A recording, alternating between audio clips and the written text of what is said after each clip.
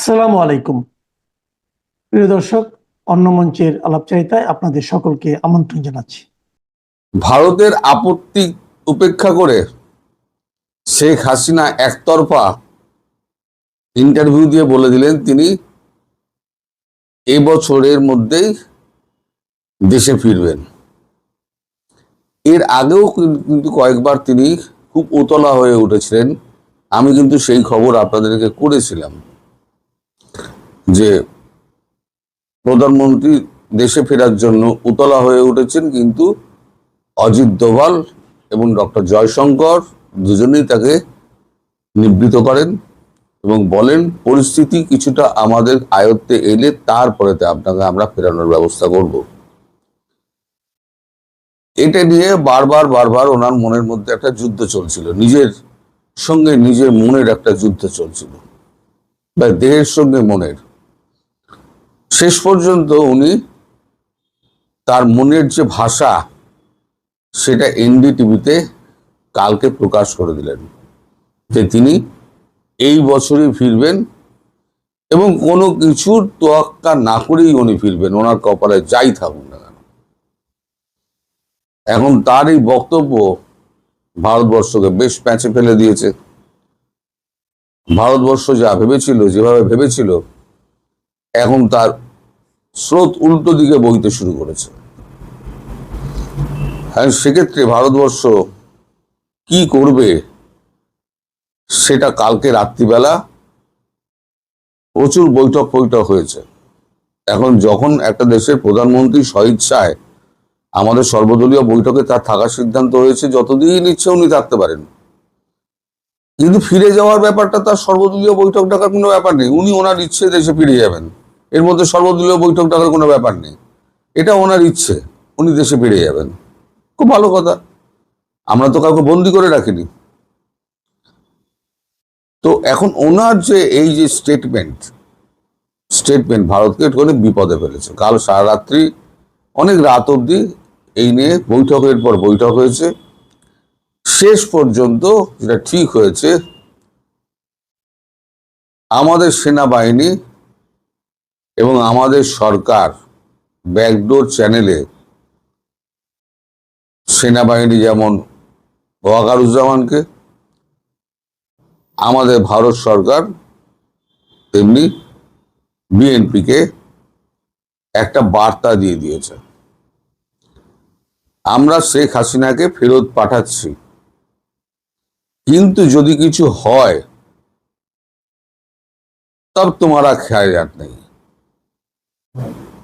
মানে তোমরা খুব একটা নিরাপদে থাকবে না, যেটা আমি লিখেছি। এখন দেখুন, এটা দুই রাষ্ট্রের ব্যাপার, দুটো প্রতিবেশী রাষ্ট্র, তার মধ্যে অনেক কূটনৈতিক ব্যাপার রয়েছে। আমি ভাষা বলবো, আপনাদের বুঝে নিতে হবে আমি কি বলতে চাইছি। সবকিছু পরিষ্কার বলা যায় না। এর মধ্যে আমি একটুখানি আগে উল্লেখ করে নিই কেন ভারতবর্ষ এই মুহূর্তে ওনাকে ফেরাতে চাইছে না। তারপরে আবার এই প্রসঙ্গে আসবো, কারণ ওটা না হলে এইটা বুঝতে পারবেন না। তাই আমার অনুরোধ, শেষ অবধি ভিডিওটা দেখুন। আপনারা অনেকেই শেষ অবধি দেখেন না বলে পরে আপনারা কোশ্চেন ঠুকে দেন। শেষ অবধি দেখলে কিন্তু কোশ্চেন ঠোকার কোনো ব্যাপার থাকে না। আসি এবার আমাদের ক্রস বর্ডার। এতদিন কি হয়েছিল, জামাত সমস্ত মুর্শিদাবাদ, মালদা, উত্তর চব্বিশ পরগনা, এই সমস্ত খোলা এরিয়াগুলোতে এখান থেকে ইনফিলট্রেট করাতো। এরাই এখানে এসে তৃণমূলকে ভোট দিত। আপনারা লক্ষ্য করে দেখবেন, এবছর যখন বাংলাদেশের নির্বাচন হয়েছে, সব বর্ডার লাইনগুলোতে, ভারতবর্ষের বর্ডার লাইনগুলোতে জামাত জিতেছে। এপার থেকে যত লোক গিয়েছে, জামাত এসছিল, তারা আবার বাংলাদেশে ঢুকেছে, ভারত থেকে ঢুকে ভোটটি দিয়ে আবার চলে এসছে। এখন তো উল্টো গঙ্গা বইছে, এখন লোক সব তাড়াচ্ছে।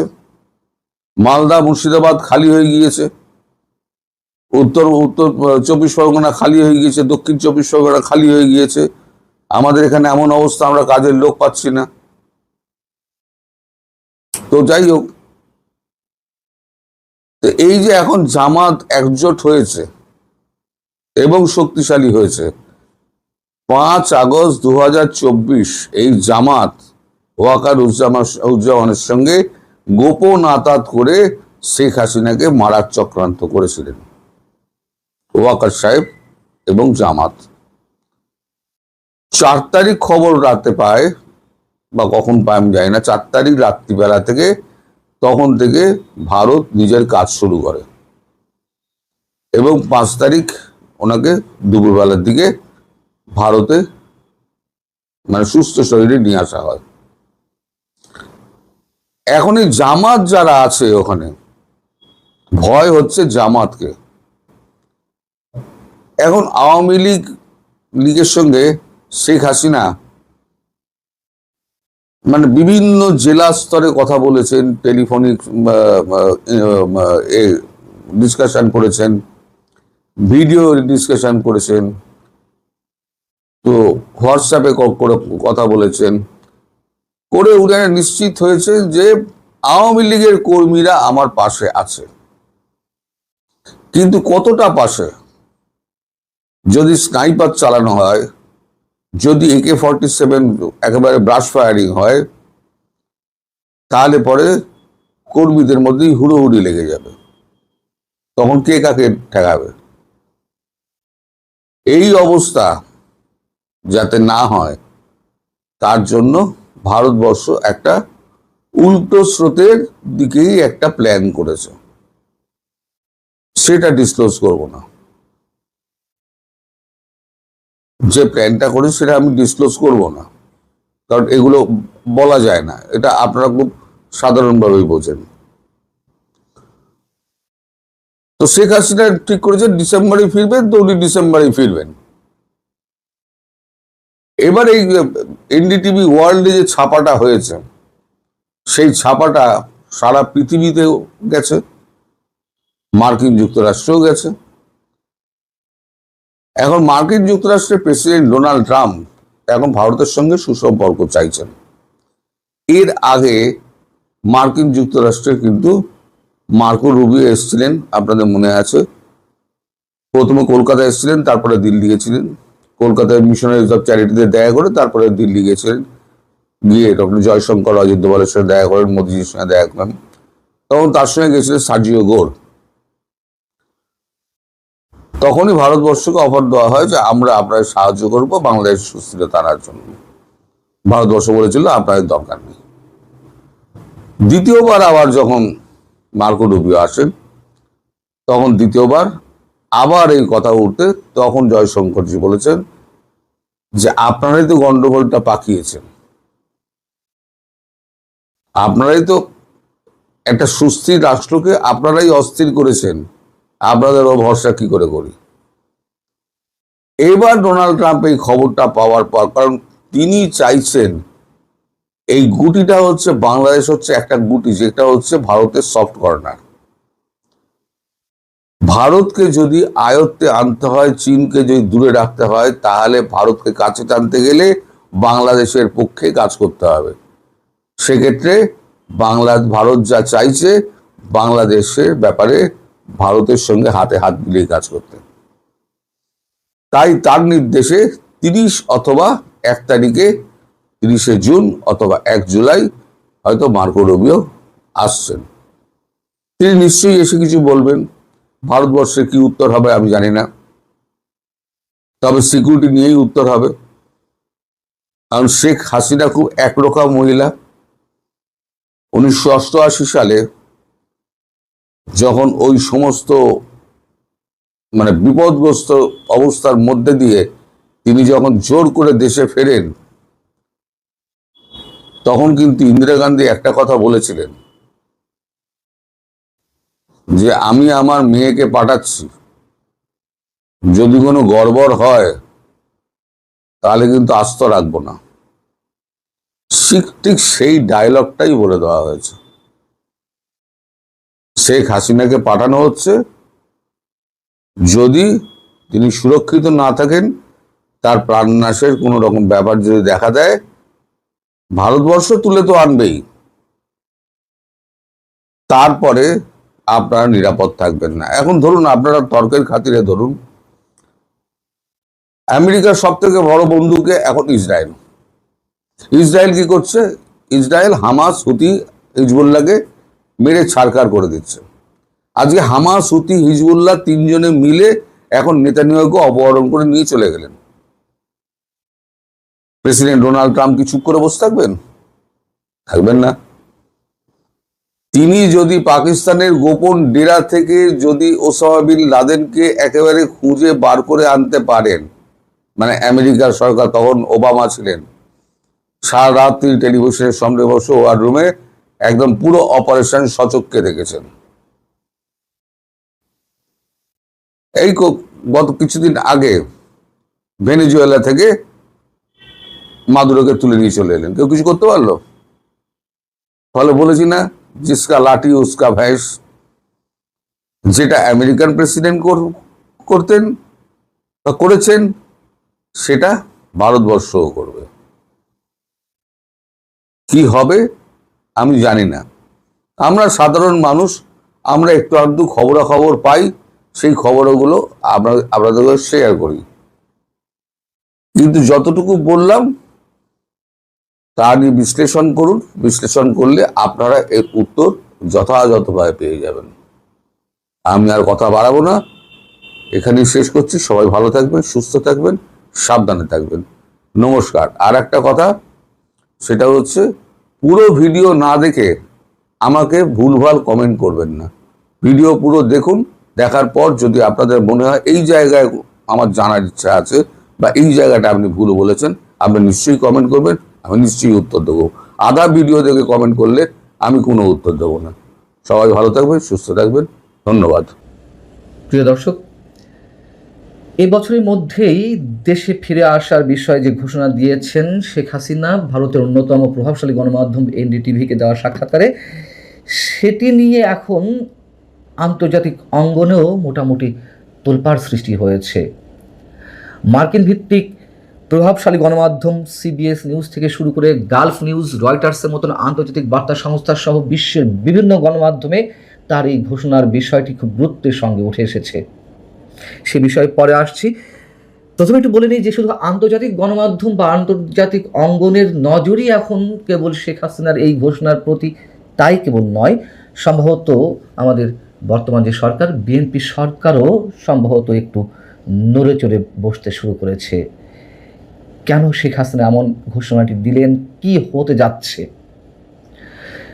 শেখ হাসিনার এই ঘোষণার পরিপ্রেক্ষিতে সরাসরি সরকারের পক্ষ থেকে এখনো পর্যন্ত, আমি যখন এই ভিডিওটি রেকর্ড করছি সেই সময় পর্যন্ত সরকারের পক্ষ থেকে কেউ কোনো ধরনের প্রতিক্রিয়া বা মন্তব্য না জানালেও সরকার পক্ষের কেউ কেউ বা রাষ্ট্রপক্ষের কেউ কেউ এর মধ্যে যে মন্তব্য করেছেন সেটি আমরা কীভাবে বিশ্লেষণ করব। যেমন ধরুন, আন্তর্জাতিক অপরাধ ট্রাইব্যুনাল, যেই ট্রাইব্যুনালে শেখ হাসিনার মৃত্যুদণ্ড ঘোষিত হয়েছে, সেই ট্রাইব্যুনালের চিফ প্রসিকিউটর, তিনি তো রাষ্ট্রপক্ষের আইনজীবী, তাই না, প্রধান কৌশলী। চিফ প্রসিকিউটর আমিনুল ইসলাম গণমাধ্যমকে বলছেন যে ভারতের নয়াদিল্লি থেকে শেখ হাসিনার দেশে ফিরতে চাওয়ার ঘোষণা রাজনৈতিক স্টান্টবাজি ছাড়া আর কিছুই নয়। তার যদি সত্যিই সাহস থাকে তাহলে দেশে এসে জুলাই হত্যাযজ্ঞের বিচার মোকাবেলা করুক। প্রথম কথা হচ্ছে, শেখ হাসিনা কি বলেছেন যে তিনি দেশে ফিরে এসে বিচার ব্যবস্থার বা বিচারিক প্রক্রিয়ার মুখোমুখি হবেন না? তিনি দেশে ফিরে এলে তার কেউ কিছু করতে পারবেন না, এমন কোনো মন্তব্য তিনি করেননি। ধরে নিলাম শেখ হাসিনা রাজনৈতিক স্টান্টবাজি করছেন তার এই বক্তব্যের মধ্য দিয়ে। তিনি আসলে দেশে ফিরে আসতে চান না, তিনি হাঁকা বুলি ছাড়ছেন,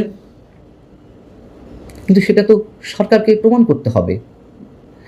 শেখ হাসিনা আরও অনেক আগে থেকেই তো ইঙ্গিত দিয়ে আসছেন বা বলছেন, বা ধরে নিলাম যে রাজনৈতিক স্টান্টবাজির মাধ্যমে বক্তব্য দিচ্ছেন যে তিনি যে কোনো সময় দেশে ফিরে আসবেন, খুব শিগগিরই দেশে ফিরে আসবেন।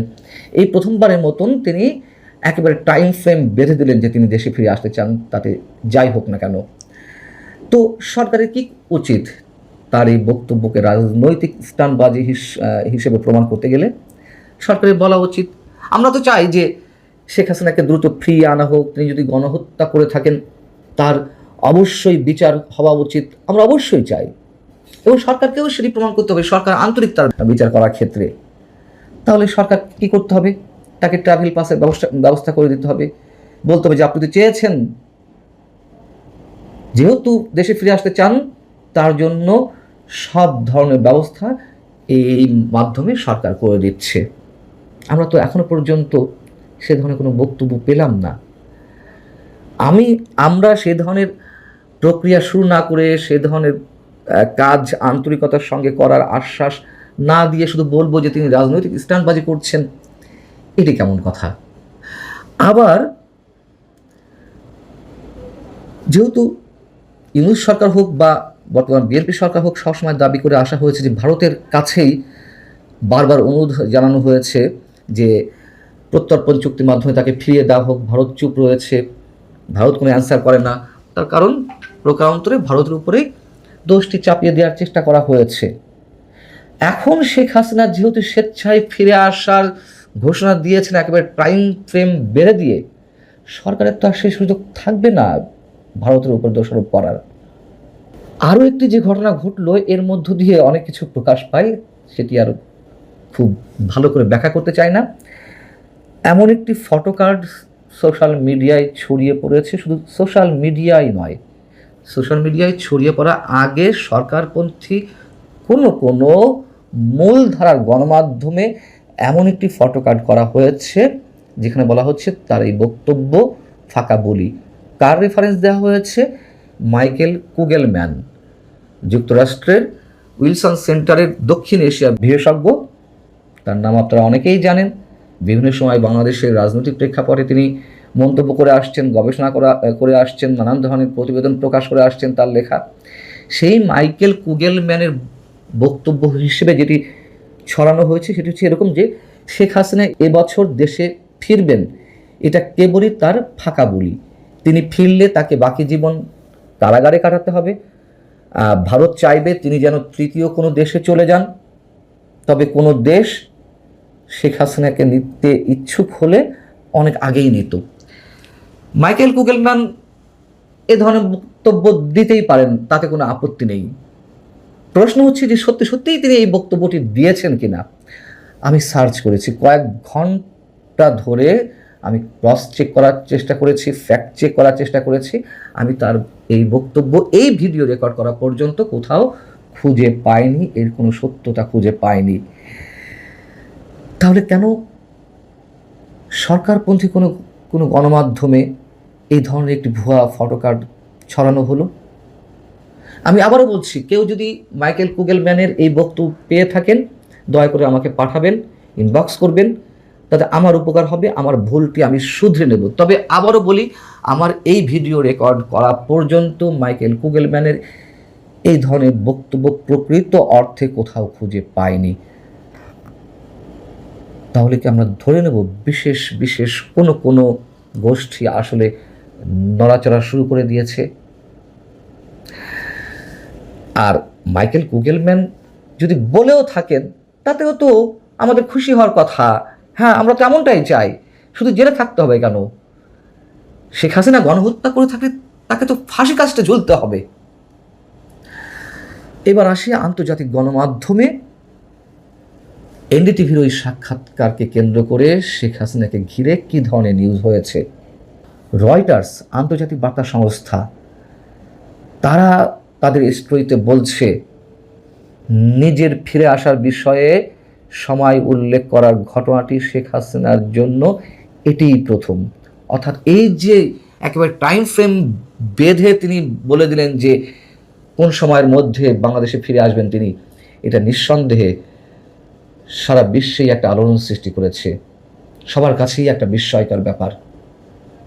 কিন্তু অন্য কোনো মাধ্যমে কিন্তু বলা হচ্ছে না, যেটি রাজনৈতিক স্ট্যান্ডবাজি। গালফ নিউজ, সংযুক্ত আরব আমিরাত বা আবুধাবির খুবই প্রভাবশালী একটি গণমাধ্যম, সেই গালফ নিউজের শিরোনাম হচ্ছে I will return this year, Sheikh Hasina vows come back, says Bangladesh democracy under threat.